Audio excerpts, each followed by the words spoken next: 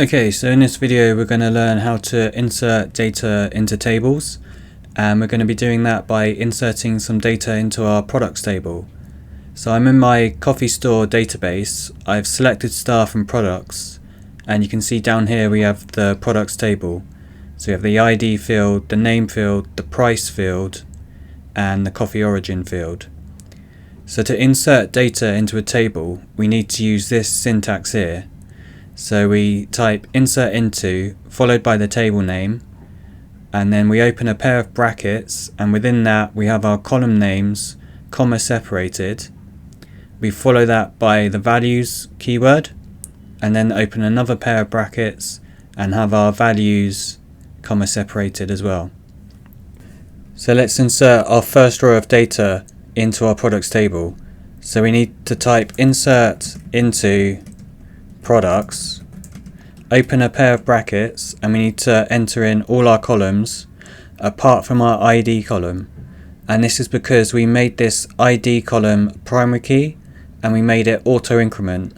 So this is going to be automatically filled as we enter in every row of data in our table. So we need to start with the name column and follow that with a comma, and then price, comma, coffee origin. And then on the next line we need to type values, open a pair of brackets, and we need to finish with a semicolon. So in the brackets we need to type our first product that we're going to sell, and it's going to be espresso coffee. So we're going to type espresso.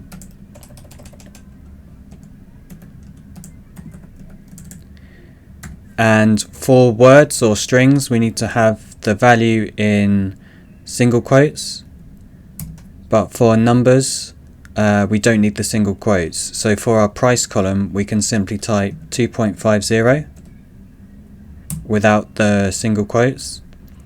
And then for the coffee origin column we need the single quotes again because it's a string, and we need to type Brazil.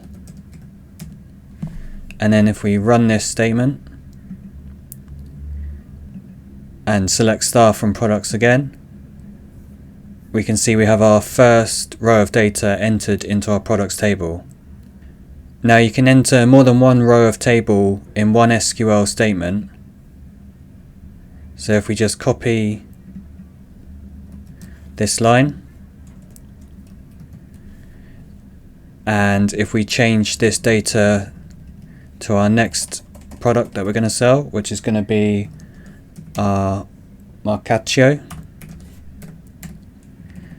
priced at £3 or $3, and that's also going to be from Brazil. But let's enter another row of data in the same SQL statement. So let's put a comma here, open a pair of brackets, and enter another 3 values. So the next product is going to be a cappuccino, and it's got 2 P's,